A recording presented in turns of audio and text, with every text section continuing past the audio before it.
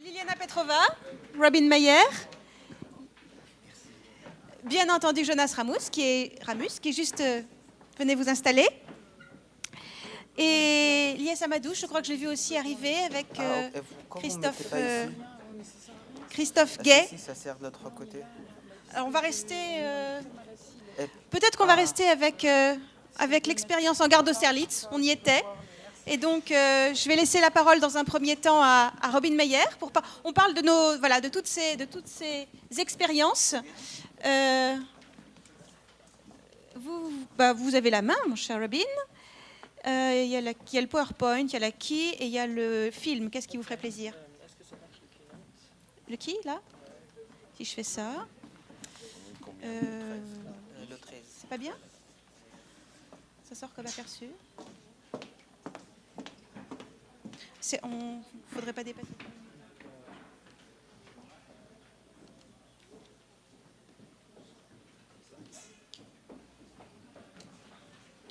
Je vous laisse la parole. Merci. Bonjour, merci pour l'invitation. Je vais essayer d'être bref. Alors, on a déjà évoqué le projet tout à l'heure. Donc, c'était un projet pendant la FIAC l'année dernière, FIAC hors les murs, en collaboration avec Mouna, qui intervenait tout à l'heure, à la gare d'Austerlitz. Comme on vous a dit, c'était un projet avec des pigeons. Donc, vous voyez une image. Donc, des pigeons, comme vous voyez, avec... Est-ce qu'on va m'asseoir? Oui. Avec un petit sifflet. C'est donc une tradition chinoise. Et ce sifflet, il produit une note quand le pigeon y vole. Et le principe de la performance que j'ai présentée à la gare d'Austerlitz, c'était de créer une composition qui reliait à la fois la gare, ces pigeons sonores et des musiciens. Donc d'écrire une partition en fait qui réunissait à la fois des humains avec des animaux et des machines. Alors c'est un peu un des thèmes récurrents dans mon travail, qui est aussi toujours entre technologie, art, science, et donc ici aussi sur une sorte d'interaction homme, animal, machine, et qui culminait donc dans l'écriture d'une partition. Je vais vous montrer rapidement une vidéo, comme ça vous avez une image de à quoi ça ressemble.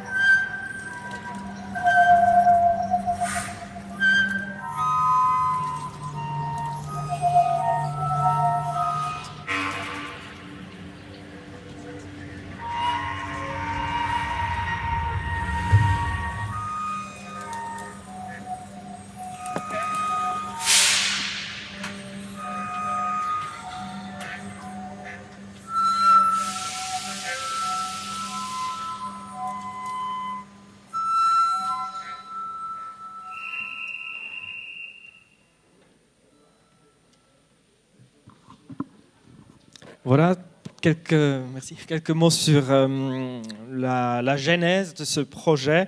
J'ai déjà pu réaliser 2 autres projets dans des gares. C'était un peu par hasard en 2004 à la gare de l'Est pour une nuit blanche. Et aussi en Suisse dans un train en mouvement, pour le coup. C'était toujours les gares étaient toujours un endroit qui me fascinait. Que j'aime fréquenter. Et donc pour ce projet, Je pensais aux pigeons quand Mouna m'a parlé des gares, parce que c'est un animal omniprésent dans les villes.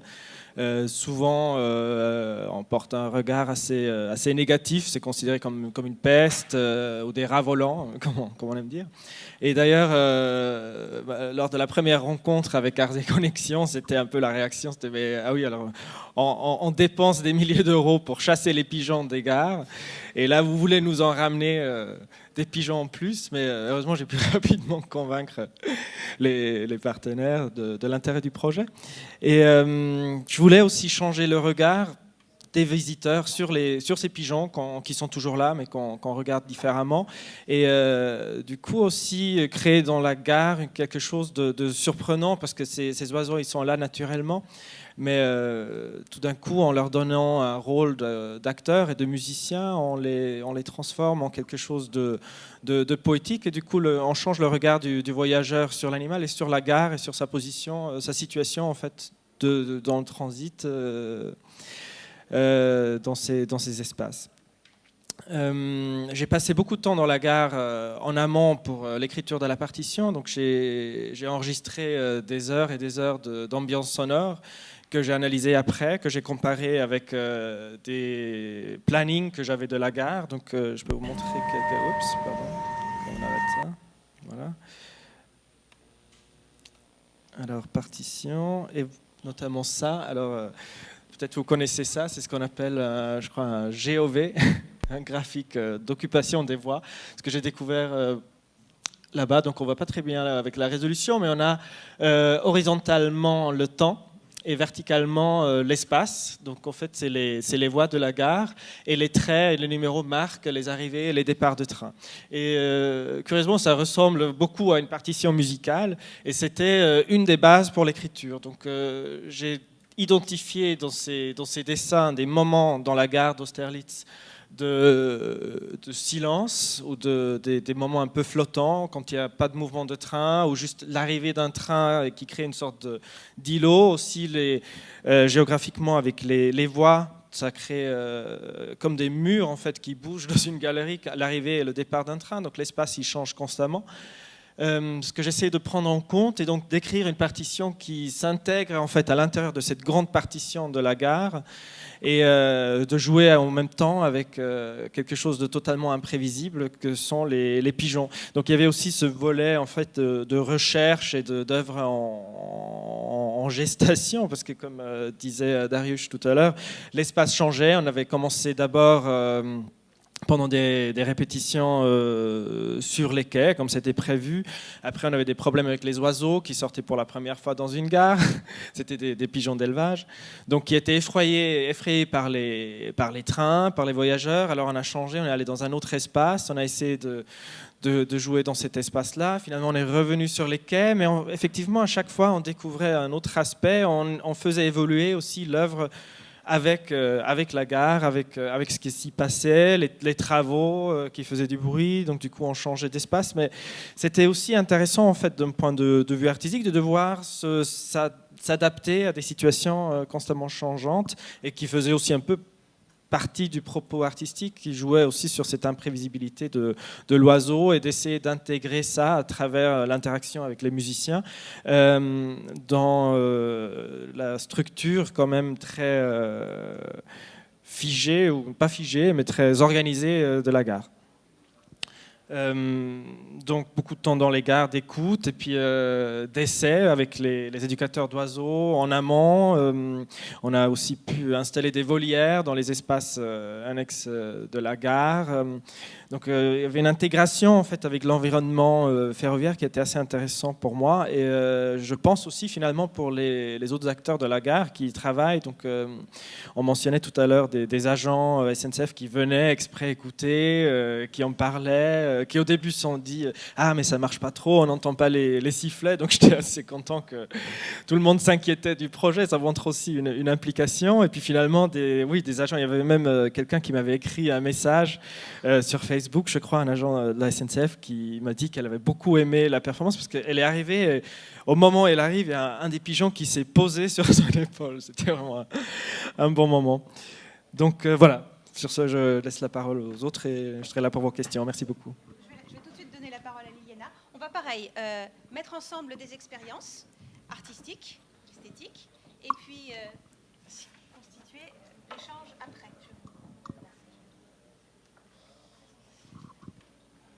Eh bien, oui, bonjour. Liliana Petrova, artiste et doctorante. Je travaille à l'Université de Savoie, laboratoire de recherche LLSETI et groupe de recherche sur l'image, la communication et les arts, Jessica. Je travaille sur une thèse actuellement sur les usages des outils numériques, sur les pratiques numériques en situation de mobilité, et en particulier sur les parcours des usagers de ces outils-là et leur perception du mouvement à travers cet outil-là. Et aujourd'hui, je parlerai de l'expérience de la gare à travers des usagers d'une certaine application qui s'appelle Ingress. Je vous parlerai tout à l'heure. Et sans oublier, je souhaite remercier Nassima Baron pour l'invitation et bien sûr la chère gare pour cet bel événement. Eh bien, débutons par la question, qu'est-ce qu'était la gare pour moi? Un premier réflexe, c'est cela. C'est l'image de la gare de Pavlikeni, une petite ville à 300 km de Sofia, la capitale de la Bulgarie, d'où je suis. Et c'est la ville de mes grands-parents, un lieu pour lequel chaque été, avec mes parents, je m'aventurais avec le train, 300 km, en traversant les Balkans, pour au final arriver sur la plaine du nord de la Bulgarie, et de loin voir cette gare, cette bâtisse qui était en fait plus qu'un bâtiment, plus qu'un lieu. C'était vraiment le symbole d'une expérience, c'était un souhait, c'était un rêve, c'était un lieu d'attachement bien sûr avec mes grands-parents que je rencontrais là-bas, ce lieu-là, tous les ans. Et c'était aussi un lieu de souvenir, de mémoire, parce que je repartais certainement triste pour les fins des vacances. Et donc, c'est à partir de ce souvenir-là que je voulais parler de gare comme un lieu intouchable, non pas comme un lieu simple, mais comme une expérience donc, qui est affective, sensorielle, sensible. Et j'aimerais insister sur ce caractère-là intouchable de la gare à travers la présentation que je suis en train de faire. Une précision avant de commencer de dire mon expérience, mon œuvre. La présentation s'inscrit dans le cadre de ma thèse sur les pratiques numériques en situation de mobilité et sur les usages même de la technologie mobile. Or, la mobilité est ce qui caractérise l'usage de ces outils, leur intégration avec une grande partie des pratiques de nos jours quotidiennes. On les utilise, ces outils-là, du matin au petit déjeuner, lors des transports, dans les transports en commun, jusqu'à la nuit. En fait, ils habitent notre espace personnel de vie de tous les instants. Et en cela, ils sont comme des immersions, ils sont des expériences, immersives, dans lesquelles on est immergé du matin au soir et qui perturbent notre manière de percevoir le monde dans lequel on vit. Perturbent dans le sens positif. Ils dénaturent, ils augmentent, ils changent, d'une certaine manière, cette expérience du quotidien. Ainsi, j'ai choisi de travailler avec une application qui s'appelle Ingress. Est-ce que certains parmi vous connaissent Ingress? Non. Eh bien, accrochez-vous parce que ça va être important de comprendre pour suivre la suite. Ingress, c'est un jeu de réalité, ce qu'on appelle alterné, c'est-à-dire qu'une couche informationnelle s'ajoute sur la réalité, telle que la ville, les bâtiments, les choses qu'on visite de tous les jours, ou l'image de la réalité, comme une carte par exemple, c'est aussi alterné. Et Ingress, c'est un jeu qui incite les joueurs de se déplacer dans l'espace physique, téléphone en main, pour visiter des lieux culturels, tels que une église, la mairie, une sculpture dans la ville, et bien évidemment aussi la gare comme un tel lieu. Pour jouer, vous voyez ici l'exemple de la carte de Paris dans le jeu Ingress.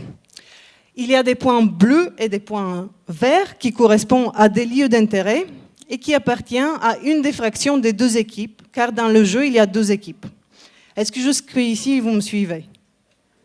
Plus ou moins.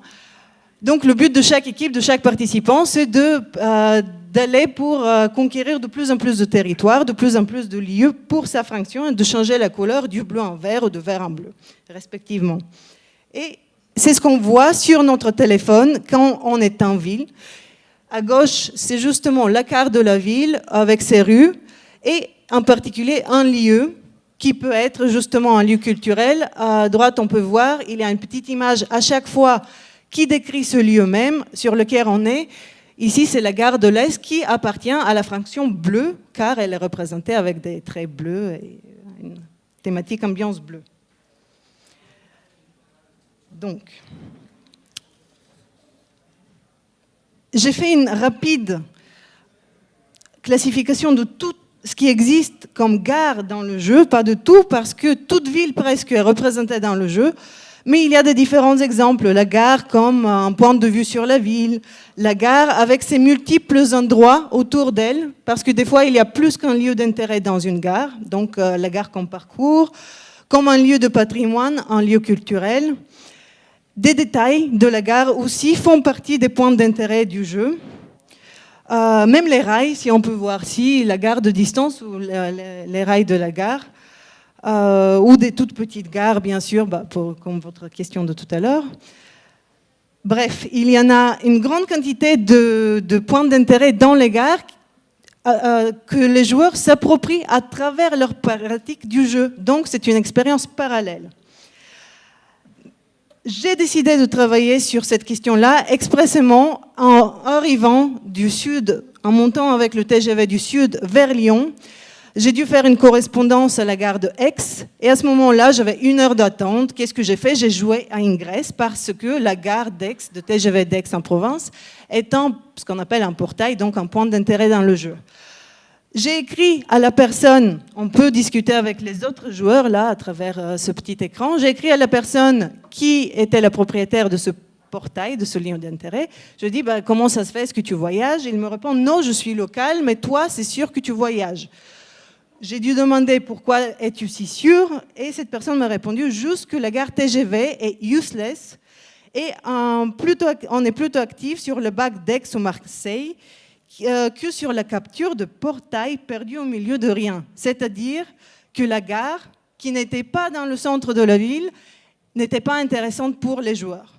Or, ça m'a choqué parce que mon expérience dans la gare d'Annecy, par exemple, que je connais très bien, la communauté annécienne, les joueurs, exactement, leur point d'intérêt, c'est justement la gare. Parce que beaucoup d'eux prennent le train au quotidien et se disputent ce lieu comme un lieu vraiment qui va l'avoir le plus longtemps dans cette journée ou dans cette semaine. Et à partir de ce moment-là, j'ai réalisé un projet qui a duré 1 mois, 31 jours exactement, dans 31 villes européennes, dans lequel je me suis déplacée à la rencontre des joueurs d'Europe entière. Sans prévoir mes déplacements, j'ai demandé à tous les joueurs de m'inviter dans leur ville, uniquement par la voie ferroviaire. Toutes les villes qui disposaient d'une gare pouvaient m'inviter, je m'y rendais sans condition, pour peu que c'était en Europe. Donc ça, c'était les conditions. Et ainsi, je me suis déplacée dans 31 villes et beaucoup plus de gares, bien sûr, avec toutes les correspondances.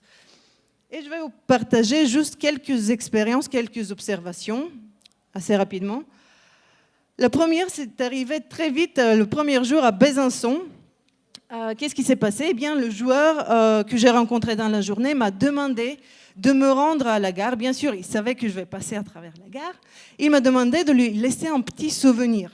C'est-à-dire, en tant que joueuse, j'ai dû renforcer ce point d'intérêt, mettre ma signature dessus, ce qui était important pour lui en tant que souvenir.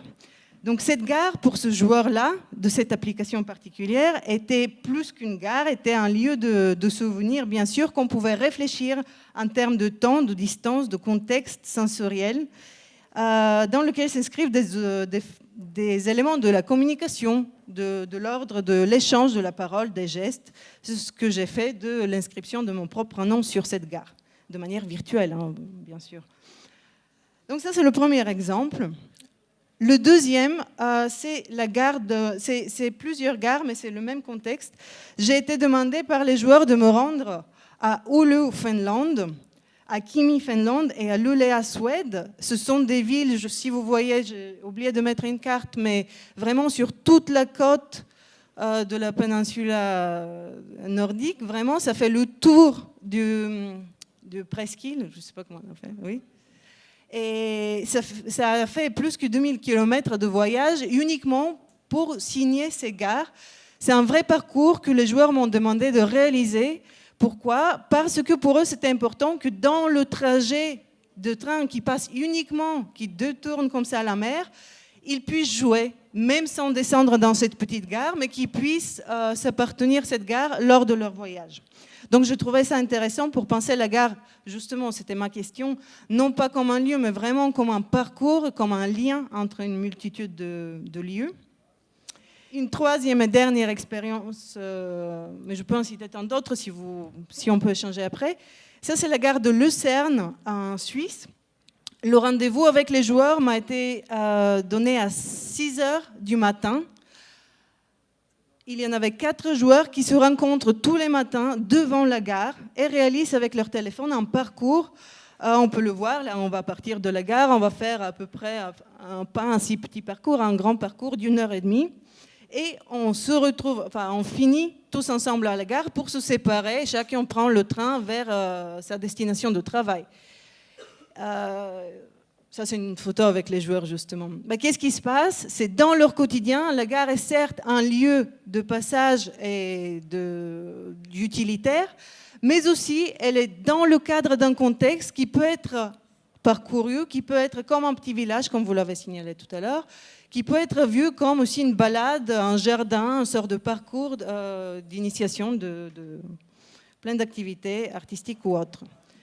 Et c'est pour cette raison que j'ai voulu parler de la gare comme un lieu de contexte, comme un paysage immersif, donc un environnement, et comme une expérience au quotidien. Et pour conclure, je vous rappelle cette image qui est nommée l'image du siècle de Henri Cartier-Bresson. Donc, qu'est-ce qui se passe? Elle est nommée derrière la gare Saint-Lazare. La gare, on la voit très peu. Et ce qui se passe, c'est juste derrière.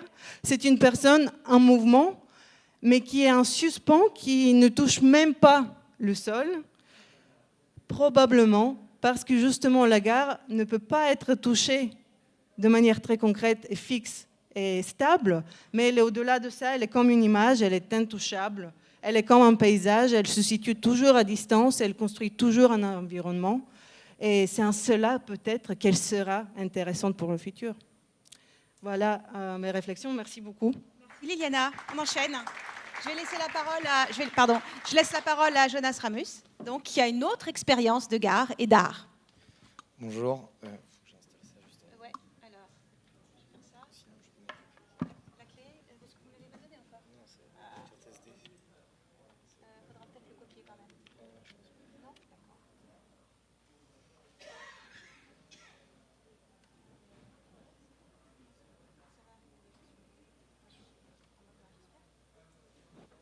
C'est du direct parce que Jonas est arrivé avec sa clé, directement. Alors je ne sais pas si ça va marcher.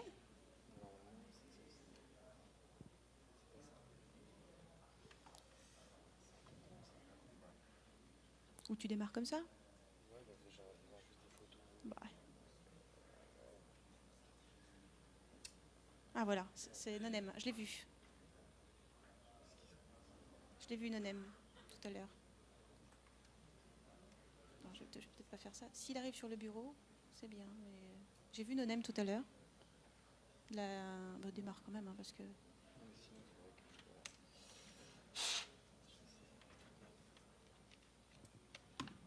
Désolé pour le suspense. Voilà.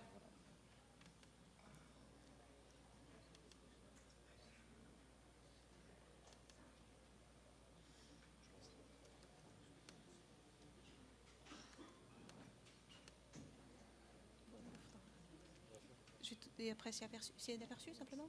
Oui, je vais le faire, c'est bon. Je tenais tout d'abord à remercier Gare et Connexion, Sylvain et Nassima pour l'invitation aujourd'hui. Donc le projet que je vais vous présenter, je vais en présenter plusieurs, mais le premier projet s'appelle Art Résidence et ça a été une intervention plus près. à Gare du Nord qui a duré 45 jours en juin 2015. Initialement, en 2013, j'ai eu l'idée de faire entrer du street art, de la peinture, mais il y avait aussi de la sculpture, du pochoir dans l'enceinte de Gare du Nord, qui est la première gare de France, la première gare d'Europe, et qui a été aussi le QG de la brigade anti-tag. Donc, c'est pas dans l'ordre. C'est pas dans l'ordre, c'est pas grave. Et de là, on a rencontré les équipes de Gare et Connexion fin 2013, début 2014. On a entamé des discussions qui ont duré une année jusqu'en décembre, où on a eu un accord de partenariat. Et ensuite, on a été financé à 90% par Gare et Connexion et 10% par la région Île-de-France. Donc l'opération a duré 45 jours, de fin mai à début juillet. On a fait intervenir une vingtaine d'artistes urbains, nationaux et internationaux, hommes et femmes, dans l'enceinte de la gare, qui ont performé pour le plaisir des yeux du public. Ah d'accord, ok.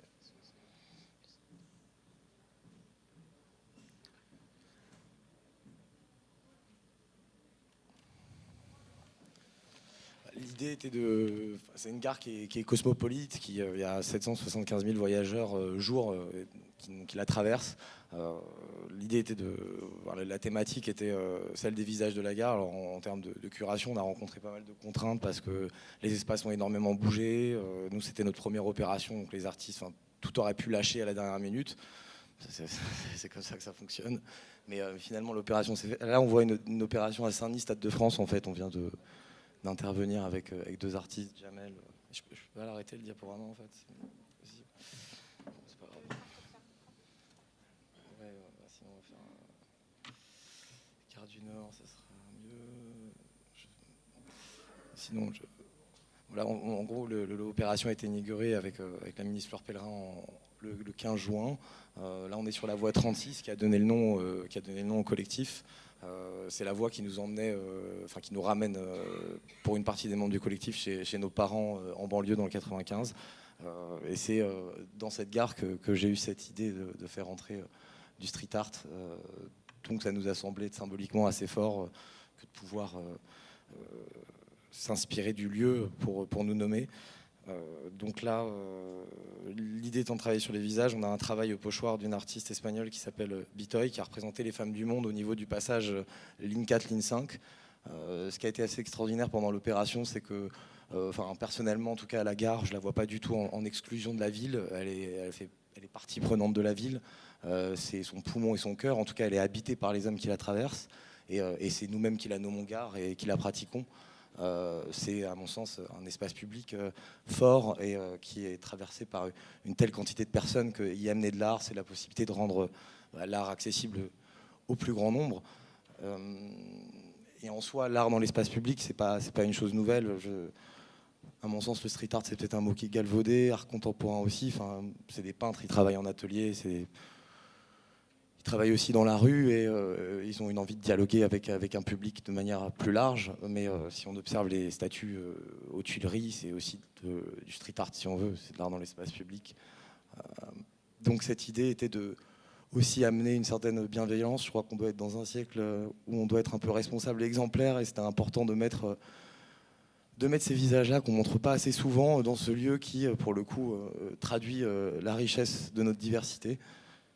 On a, là c'est assez drôle d'avoir une petite photo avec des CRS et des street artistes, puisque ils sont humains aussi comme nous, et donc on a eu des moments de joie assez délicieux pendant les 45 jours d'opération, avec des compliments de la part du public en permanence, en tout cas un dialogue, et puis la beauté de pouvoir voir leur art en train de se faire, c'est ce qui a vraiment permis d'établir un dialogue constant. On a été sur le terrain tout le temps, et puis nous-mêmes, donc quand même, c'est beaucoup d'efforts et beaucoup d'énergie. C'est un peu les vacances quand on arrive à ce moment-là. Là, c'est des photos d'Instagram en fait. Donc, c'est pas des photos qui ont été prises par nous-mêmes ou par le collectif. Là, c'est une œuvre de Le Valais derrière qui est venue s'immiscer derrière les poubelles en invoquant un totem et un magicien avec le masque derrière. Donc, c'est une de ses œuvres. Et donc, il y a un des clients, un voyageur comme vous et moi, ça nous arrive, qui est complètement possédé là. Et donc là, vous avez les employés, des employés de la gare, des agents qui en fait regardent leur visage, puisqu'on a voulu faire un lien assez fort avec eux, et donc on a demandé à Grégos, vous avez pu voir tout à l'heure un moule, on a fait un lien entre les employés et Grégos, de manière à ce qu'on puisse leur rendre hommage, puisque sans eux, la gare ne serait pas telle qu'elle est, et ils nous ont été d'une aide très précieuse dans le cadre de notre opération. Alors, là, ça marche plus. Alors on va repartir en arrière. Alors là, on arrive par la fin, mais là c'est une œuvre qu'on vient de finaliser vendredi à 6h du matin avec Caching, qui est inspiré par les œuvres précolombiennes et les personnages transgenres, donc elle porte tout le temps une moustache. Et l'idée donc, était d'intervenir avant l'Euro en gare de Saint-Denis, Stade de France. Et on a collaboré, pour le coup, c'était pour faire le lien avec une opération de la Plaine Commune, où sur 1,5 km, on a tracé un marquage au sol pour permettre de réorienter les flux, puisque l'idée était de désengorger la gare RER B et la gare de Saint-Denis et d'amener le public à utiliser la D qui est juste à côté du Stade de France à 15 minutes. Et donc l'idée était de pouvoir faciliter leur parcours, donc ce qui permettra, on va voir si ça fonctionne, mais je crois qu'apparemment ça commence déjà à fonctionner pas mal, permettre aux agents d'orienter le public en direction du stade. Là, c'est des installations qu'on a sur palissade en bois qu'on a préparées en atelier et qu'on a fait poser sur le parvis, sur les passerelles. Donc c'est le travail là, l'idée était vraiment de travailler en collaboration entre Jamel Oulkadi, qui est un artiste belgeo-marocain qui travaille l'arabesque et la calligraphie. Donc il utilise du lettrage arabe, mais l'idée est vraiment de sortir d'un sens, d'une sémantique, mais d'aller chercher la forme et la symétrie, mais aussi la rotation. Enfin, il y a tout un travail géométrique sur lequel il élabore sa réflexion. Là, c'est le travail de Caching et de Jamel. Alors là, on retourne en gare du Nord, où c'est une œuvre de Jana et JS, c'est un autoportrait d'eux en train de s'enlacer. Donc c'est un pochoir en grande dimension qu'ils ont découpé, préparé en amont, puis ensuite installé le long de la voie 36. Là, on voit, ça a été incessant. Il y a tout le temps le public qui est venu prendre des photos, nous poser des questions en interaction avec les œuvres, mais aussi avec nous-mêmes. Et là, c'était une œuvre de l'artiste Le Valais qu'on avait pu voir, la figure totémique, qui s'est inspirée du lieu de la gare, où on a un passage de valises pris dans une sorte de frénésie du transport. Et c'est un lieu qui a... ce local-là a été détruit, il était prévu qu'il soit détruit. On a pu récupérer un des panneaux, on verra comment on pourra le faire circuler après. Mais voilà, il a vécu de manière très dadaïque, c'est pas resté très longtemps. Là, c'était l'entrée de la gare. Alors là, on a installé une œuvre d'un artiste français qui vit à Berlin, qui s'appelle Sylvain Perrier, SP38. Et donc le message Escape n'a pas forcément été tout le temps compris, on n'a pas fait forcément tout le temps le lien. C'est quelqu'un qui travaille la calligraphie de manière assez minimaliste et qui était un des premiers à aller tatouer le mur de Berlin avant qu'il ne cède. Et ensuite, les lapins, pourquoi? C'est un message de liberté, parce qu'au moment où pour l'anecdote, où le mur a été cassé, il y a eu des milliers de lapins qui avaient pullulé entre les deux murs et qui se sont échappés. Et donc, il y a cette idée peut-être d'une envolée, puisque la gare incite au voyage. C'est un grand espace de liberté. Donc on voulait inviter les voyageurs à s'échapper. Là, c'est Jérôme Ménager qui peint son homme en blanc, donc il y a un message de paix. L'idée était de mêler, dans le cadre de l'opération, des figures, disons, connues par le grand public du street art, mais aussi d'avoir des jeunes talents, comme Le Valais, qui maintenant commence à avoir un nom assez important, mais sa carrière se construit en douceur. Et donc de pouvoir permettre de mêler hommes et femmes sur les murs de la gare. Là, c'est un des employés de la gare dont le visage est moulé par Grégo. C'est des structures en latex. Et ensuite, il intègre du plâtre sur la base du moule. Je crois que là, c'est le tour des photos. C'est bon. Ça, on peut fermer. Oui, alors après, moi, j'ai entendu différentes manières là, depuis tout à l'heure de concevoir ou de penser la gare. Je crois qu'assez simplement, il y a des espaces multiples, il y a des possibilités de mélange et de sortir des premiers métiers ou des premières approches, en tout cas d'une façon de voir le lieu comme étant fonctionnaliste. C'est possible puisqu'on le vit en permanence, de l'humaniser de plein de façons. Et il y a plein de manières de s'exprimer artistiquement, que ce soit digital, par le cinéma, par la photo. Il y a une multitude d'espaces qui pourraient attirer le regard et nous permettre de vivre le quotidien avec un peu plus de poésie. Et je ne sais pas, par exemple, il y a une flotte de 15 000 trains SNCF. Si on en avait 5 000 qui étaient des musées itinérants complètement habillés par des photos, je pense que ça serait une expérience assez incroyable. Alors pourquoi pas en discuter tous ensemble. Mais je crois que c'est assez pas besoin forcément de monter dans des réflexions trop complexes. Je crois que l'idée, c'est de se dire que l'espace public, on peut se l'approprier. Et puis, on a la chance d'être à un moment où, en tout cas, nous, on est entendus, artistes ou organisateurs d'opérations. Il y a une volonté, une vision forte du côté de la part du groupe SNCF d'inclure ces espaces d'une autre façon à l'égard de leur public, et je crois que ça fonctionne bien. Enfin, en tout cas, on a eu des retours hyper positifs. Nous, ce qu'on a pu mesurer sur nos réseaux sociaux, alors qu'on était parti de zéro, c'est qu'en pic, on faisait l'équivalent en portée organique du musée d'Orsay, qui a à peu près 40 000 visiteurs qui traversent sa page Facebook. On a une portée d'1 demi-million de personnes, plus la presse. Enfin, puis l'idée, c'est que là, au quotidien, sans même savoir qui a produit l'opération, les voyageurs sont nourris d'autres choses. Et je crois que ça égaye le regard. On a eu des interactions avec des enfants qui étaient assez incroyables. Alors, je ne sais pas où est-ce que ça les emmènera dans quelques années, mais peut-être que ça ouvrira des portes qui seront un peu différentes d'une logique de consommation de masse, comme disait justement tout à l'heure la directrice du festival Circulation. Oui, Marion Hussel. Voilà, j'ai rien à... Je ne vais peut-être pas prendre plus longtemps la parole. Je vous remercie. Merci Jonas. On a eu des pigeons, on a eu des jeux vidéo, on a toute une série d'images dans la tête, et puis on va peut-être regarder des sabliers, en tout cas on va parler du temps. Vous êtes 3. Christophe, peut-être, tu vas démarrer. Écoute, carte blanche. Oui, bonjour, donc, je suis Christophe Gay, on va vous faire une présentation à 3. Donc, Christophe Gay qui dirige le Forum Vie Mobile, Léa Samadouche qui est doctorant à l'ENSAD et Clara Meyer qui est ethnologue. Alors, le dispositif qu'on va vous présenter s'appelle Textel. C'est un dispositif artistique qui a été installé pendant 1 mois dans la gare d'Ermont-Aubonne.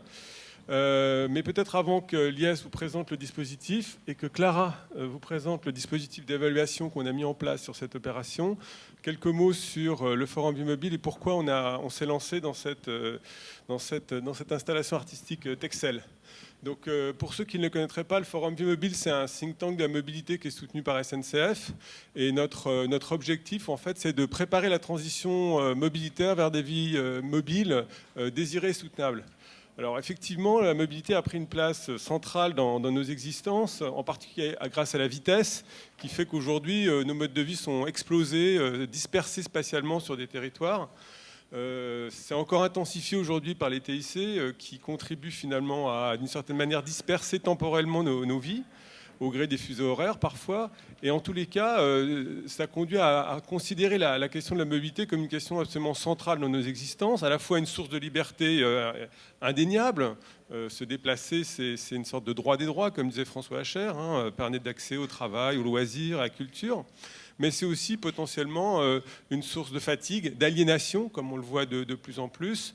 Et en tous les cas, c'est un problème pour le climat, puisque que ce soit les transports ou les TIC, c'est consommateurs d'énergie qui contribuent au changement climatique, d'où notre programme de recherche qui vise à penser cette transition vers des modes de vie désirés et soutenables.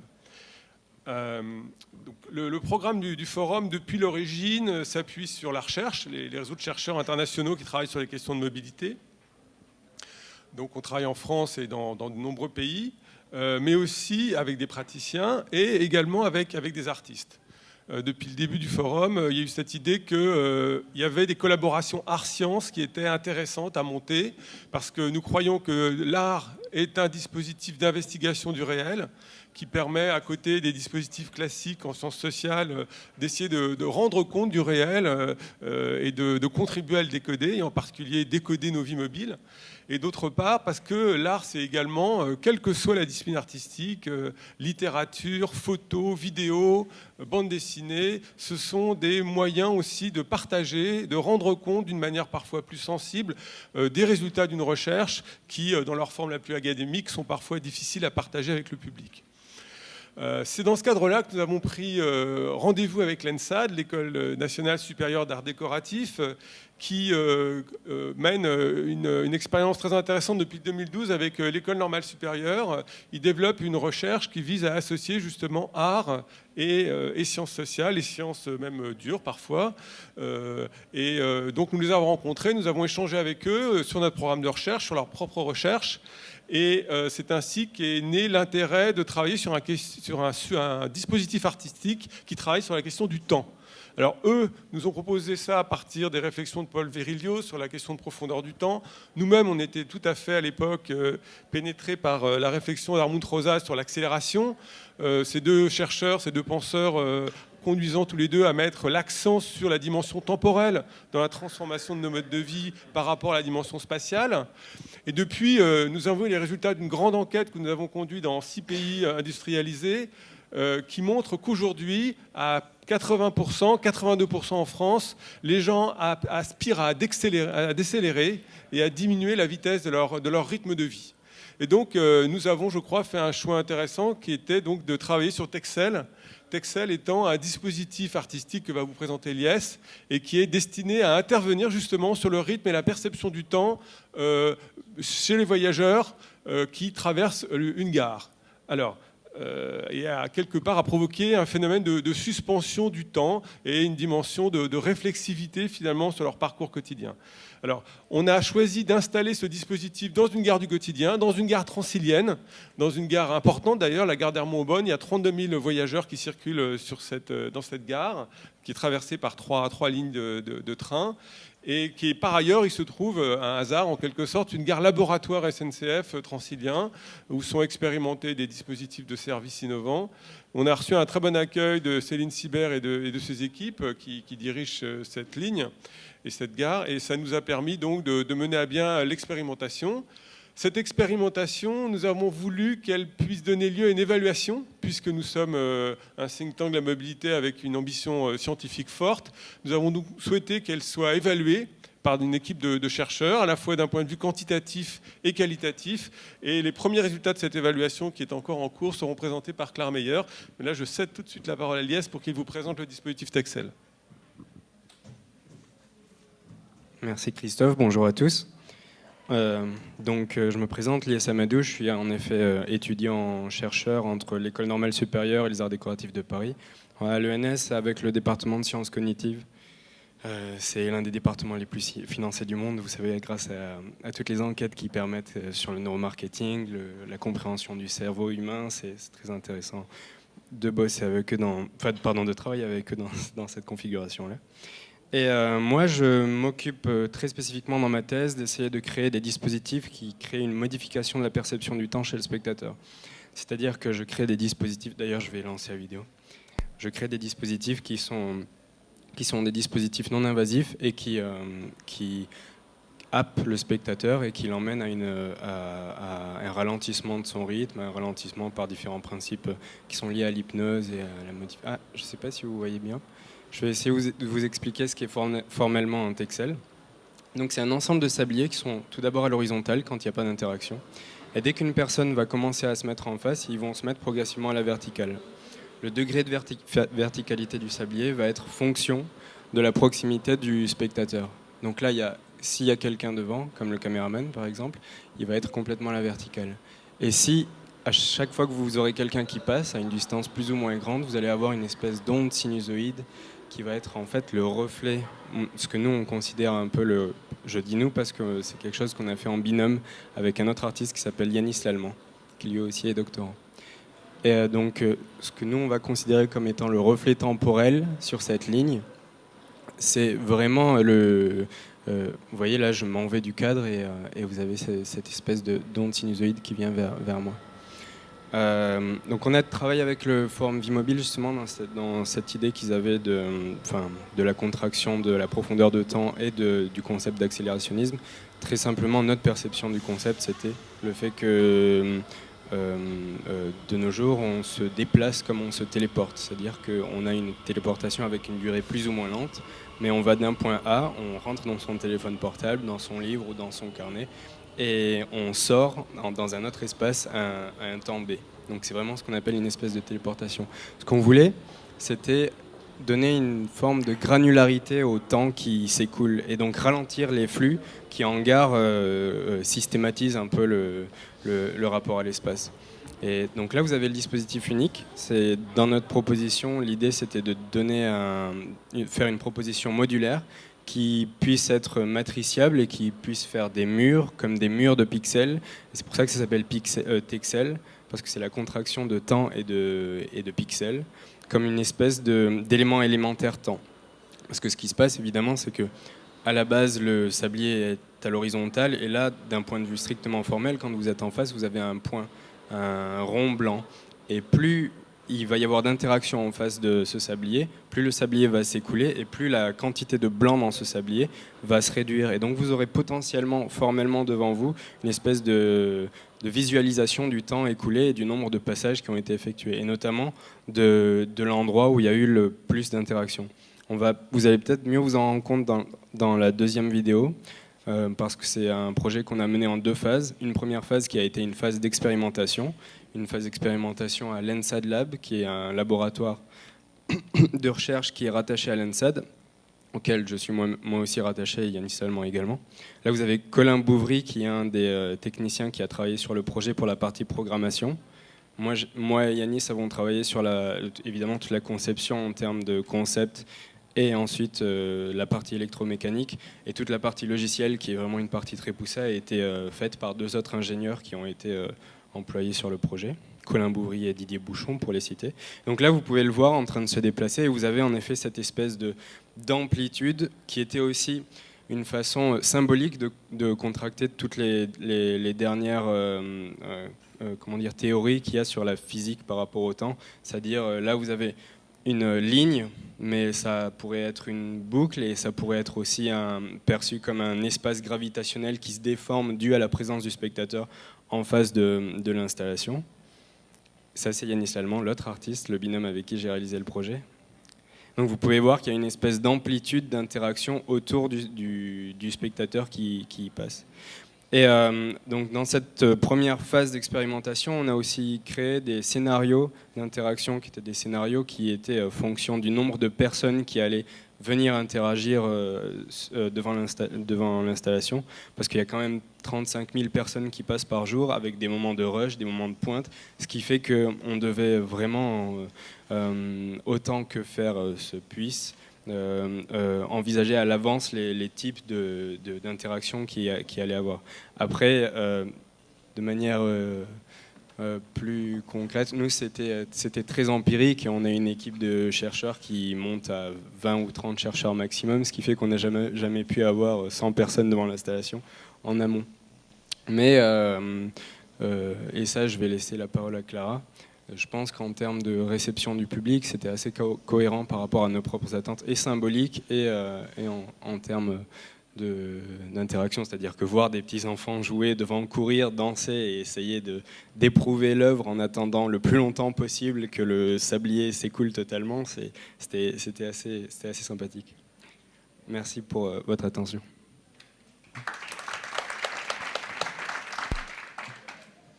Alors, Clara Meyer, je suis ethnologue associée à l'ENSAD sur cette expérimentation.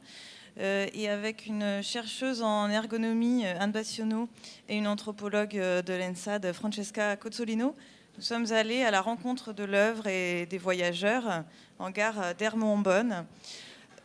L'observation des voyageurs et de leur relation à l'œuvre s'est tenue dans un moment particulier de notre espace public, puisque c'était les 2 semaines qui ont suivi les attentats du 13 novembre à Paris. Donc l'espace public prenait une dimension particulière, et qui a teinté un peu toutes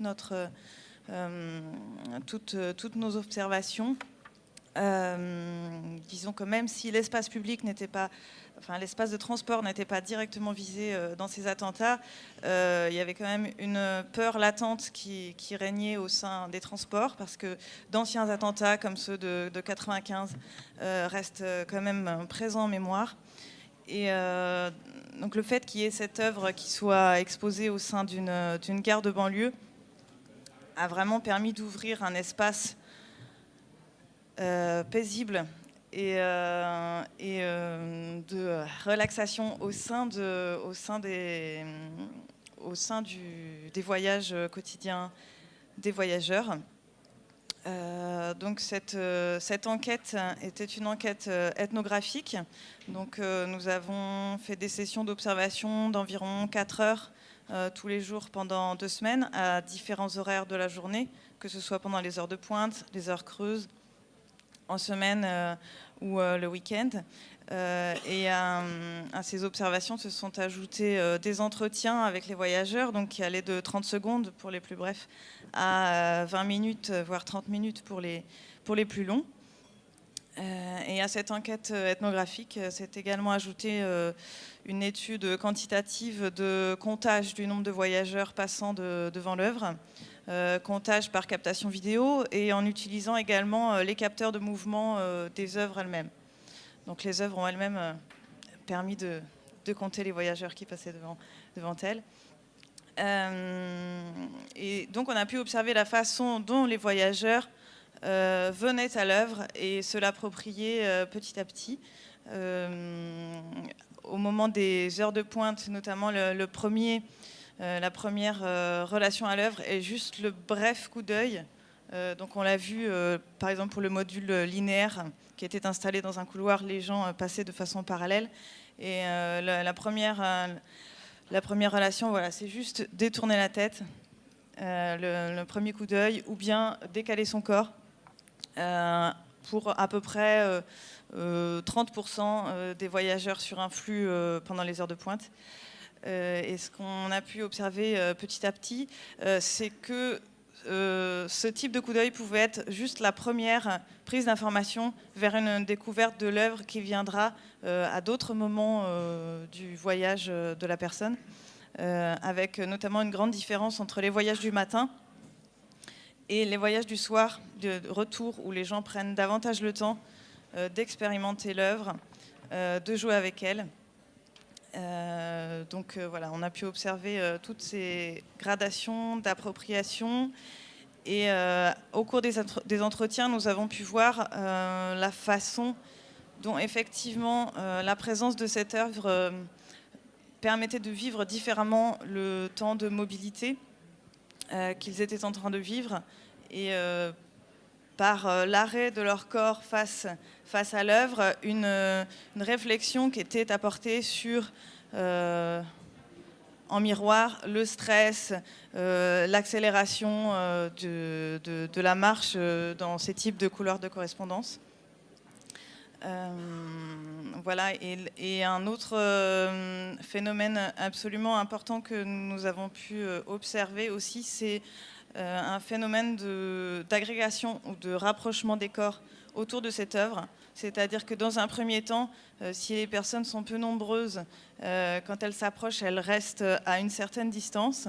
Puis peu à peu, d'autres voyageurs voient des voyageurs en train d'interagir face à l'œuvre, donc s'approchent à leur tour.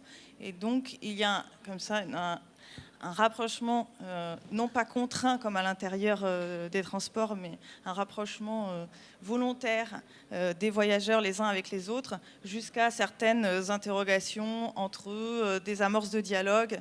Bon, dialogue qui était facilité évidemment par la présence des chercheurs, mais voilà, c'est un phénomène vraiment très important qu'on a pu observer à ce moment-là. Dans ce temps particulier, je le rappelle, qui était les 2 semaines après les attentats, où les gens nous remerciaient. Alors, nous prenez, nous, chercheurs, souvent pour les artistes, quelque chose qu'on devait souvent nier, mais et donc remercier pour ce moment de pause, pour ce moment de réflexion. Et au travers des entretiens, on a pu voir que non seulement ils faisaient une pause sur leur temps de transport immédiat, mais que la relation à l'œuvre leur permettait d'avoir accès à leurs propres souvenirs, à une dimension qui allait au-delà de juste faire une pause dans l'instant. Pour certaines personnes, les sabliers voilà, leur évoquaient des souvenirs personnels particuliers. Ce qui pouvait conduire à des interprétations particulières. Voilà, ça me rappelle mon grand-père et ses jeux d'échecs. Et, voilà. Et donc, ils partaient dans cette dimension-là très profonde. Et d'autres tentaient des interprétations de l'œuvre en se demandant, alors il y a 8 sabliers, donc non, c'est pas les 7 jours de la semaine. Ah, j'ai compris, c'est le mouvement des trains au-dessus sur les voies. Ah non, c'est pas ça, qu'est-ce que ça peut être? Voilà, donc il y avait tout un temps d'interrogation ouverte qui était ouvert face à ces œuvres. Voilà. Voilà, bah écoute, merci beaucoup Clara, merci. On a fini la présentation de la session 2.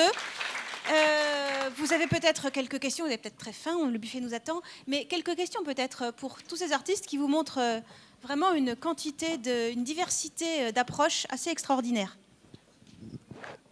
J'ai une question pour le quai 34 ou 36, je me souviens jamais. 36. Et en fait, comment se décide quel artiste va intervenir dans quel secteur et est-ce qu'il n'y a pas une forme de censure ou d'autocensure quand on travaille dans un espace dans un espace qui est aussi un espace un peu institutionnel? C'est une bonne question. Ce que j'ai oublié de dire tout à l'heure, c'était qu'on a investi 1500 mètres carrés dans l'enceinte de la gare. Ça fait quand même beaucoup d'espace. C'était 12 emplacements. L'idée, c'était que la voie 36 soit une synthèse du travail qui a été fait en gare, où tous les artistes se retrouvent. Après, on avait eu l'ambition, mais qui n'a pas... On peut toujours mieux faire, quoi. Donc j'ai un regard maintenant critique sur ce moment-là. Mais l'idée était vraiment de passer du figuratif à l'abstrait et de partir un peu comme des lignes de fuite vers les voies, nous emmenant en voyage. Mais dans l'enceinte de la gare, tous les autres emplacements qu'on a occupés, ça a été... je sais pas, 3 semaines et demie avant l'opération, on changeait encore d'espace parce que, et avec des problématiques hyper complexes d'accroche en hauteur ou fallait passer devant des bureaux d'études parce qu'on avait à coffrer des énormes cubes, parce que la gare est en transformation. Enfin, il y a des grands travaux qui ont été engagés en l'année 2015 jusqu'en 2023. Et donc, elle est en mouvement permanent, mais c'est aussi le challenge et c'est ça qui est passionnant. Donc finalement, on a essayé de trouver des zones de sens, mais ça s'est construit dans le dialogue. On a validé les dossiers ensemble. Il n'y a pas un moment où on n'a pas été en contact et où les choses se sont faites tout seul. On est toujours en discussion avec Sylvain, parce que c'est notre premier interlocuteur, et ensuite qui fait le travail derrière au sein du siège. Mais on n'a jamais été en rupture. On a essayé de trouver les solutions les plus adaptées. Enfin, je veux dire, on a toujours été orienté solution. Et puis, bien sûr, on essaye d'imaginer de manière harmonieuse le travail des artistes sur les espaces. Oui, alors moi j'ai une question. Si vous pouvez vous présenter peut-être. Alors, Laurent Billiet, la région Île-de-France. Moi je voulais savoir, est-ce que la gare est indispensable pour ces projets? Est-ce que vous n'auriez pas eu les mêmes résultats dans tout lieu avec du flux, tout lieu de passage, un centre commercial, un aéroport, un grand parc parisien? Je veux dire, on a alors, ça a commencé par la gare. Enfin, j'y étais. Là, j'étais dans ces nouveaux trains qui ont été installés après les petits gris, qui donnent un sentiment de dignité aux voyageurs. Et en prenant le train, j'ai vu les œuvres qui étaient en dehors de la gare, comme par effet d'inertie, qui essayaient d'y rentrer. Après, on a plein d'autres idées. Là, on travaille sur d'autres projets. Donc oui, des lieux de flux exceptionnels comme les gares. Après, les gares me touchent particulièrement. J'aime beaucoup ces espaces, mais effectivement, pourquoi pas dans un centre commercial, pourquoi pas dans un aéroport, pourquoi pas plus régulièrement dans la ville. Je veux dire, relancer l'art des rues, avoir des circassiens partout. Enfin, je crois que c'est ce qu'aujourd'hui les gens demandent, hein, du sport, une société apaisée, exemplaire, qui consomme de manière plus intelligente. Donc oui, mais après, pourquoi pas les gares? Et je veux dire, il y en a 3000. Donc si on en faisait 300, ça en ferait 30 par an sur 10 ans. Ça fait pas mal de boulot. Ça peut être... Non, mais je trouve ça... Peut-être les aéroports aussi. Hein. Alors, vous levez la main? Intervention?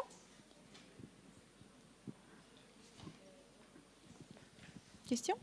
Madame? Conseil régional d'Île-de-France. Je reprends la question de Darius, qui était aussi sur la censure. Est-ce que vous vous censurez quelque part ou pas quand vous travaillez dans des espaces comme ça? Ça peut être pour tous d'ailleurs. Hein, mais... Okay,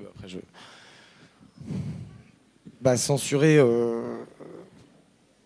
Je connais des artistes, un artiste espagnol par exemple avec qui je vais travailler dans pas très longtemps, qui s'appelle Borondo et qui travaille sur la crise espagnole. C'est un muraliste assez incroyable, c'est assez dur. Enfin, je veux dire, bon, la vie est assez dure, donc est-ce que j'ai envie forcément de le faire travailler de manière dure dans la gare? C'est vrai que c'est bien d'avoir un peu de joie. Après, c'est un choix, mais par exemple, d'avoir travaillé avec Jamel Oulkadi en gare de Saint-Denis, Stade de France, et de mettre en avant la diversité des pratiques, mais aussi des cultures et des inspirations. Là, pour le coup, l'Orient, dans une période où, d'ailleurs, il est né, vécu son adolescence à Molenbeek. Si on peut sortir de certaines idées reçues ou ou les généralisations un peu trop grossières sur l'autre parce que les minorités foutent le bordel, ça peut être intéressant. Après, plus je gagnerai en amplitude dans les projets, oui, plus sans vouloir faire réduire l'art à une action politique, parce que je pense que quand l'art est trop engagé, devient trop politique, il se réduit à un message et donc perd la multiplicité des interprétations. Non, je ne sais pas si c'est une censure, mais l'idée, c'est... en tout cas, sur Gare du Nord, il n'y a jamais eu de censure pour le coup. Ça a été que de la prise de risque. On ne nous a jamais rien imposé. On a fait nos propres choix en termes de direction artistique. Et puis, comme on en était aux prémices, ça s'est construit comme ça, par sérendipité à certains moments, par rencontre. Il y a eu du hasard.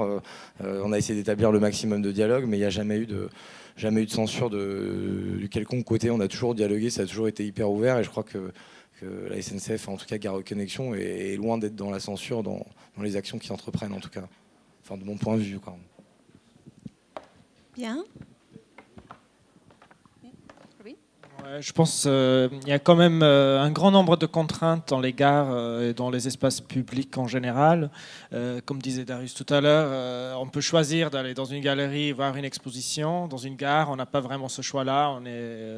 On voit l'œuvre là. Donc je pense qu'il y a implicitement je dirais pas une censure, mais une sélection, une contrainte quoi, qui fait que les projets doivent être adaptés. Mais je pense que c'est vrai aussi pour d'autres espaces. Hein. Ça peut être vrai pour une galerie. Je pense que la notion de censure est très large et je pense qu'elle doit être étudiée. Je pense que ça dépasse le cadre de ce colloque. Mais je pense que moi, j'ai retenu, c'est vraiment le nombre de contraintes, que ce soit... techniques, esthétiques qui se posent dans une gare et dans un espace public en général et qui nous forcent aussi après de trouver des solutions et des moyens d'expression qui sont adaptés à cet espace et de jouer aussi avec ces contraintes. Bien, merci. Alors, on a fait le tour de cette session. Dans ce cas-là, merci. Merci à tous les intervenants. Jonas, par exemple, après, c'est filmé, alors je ne sais pas où c'est diffusé, mais par exemple, la première opération que j'ai faite à Gare du Nord, personnellement, il y a certains choix artistiques que j'ai faits qui ne sont pas ceux pour lesquels je serais le plus sensible ou que j'achèterais personnellement pour avoir chez moi. De toute façon, pour l'instant, je n'ai pas les moyens de m'acheter ce genre d'œuvre, mais je pense que l'important, c'était aussi de considérer le public dans sa diversité. 775 000 voyageurs jour. En 10 jours, vous faites le flux du Louvre, donc c'est quand même assez important. Et il y a une diversité de goûts. Et l'idée était aussi de pouvoir faire en sorte que un grand volume de personnes s'y retrouvent. Et c'est ça aussi qui a bien fonctionné, en tout cas dans l'action qu'on a menée. Et donc,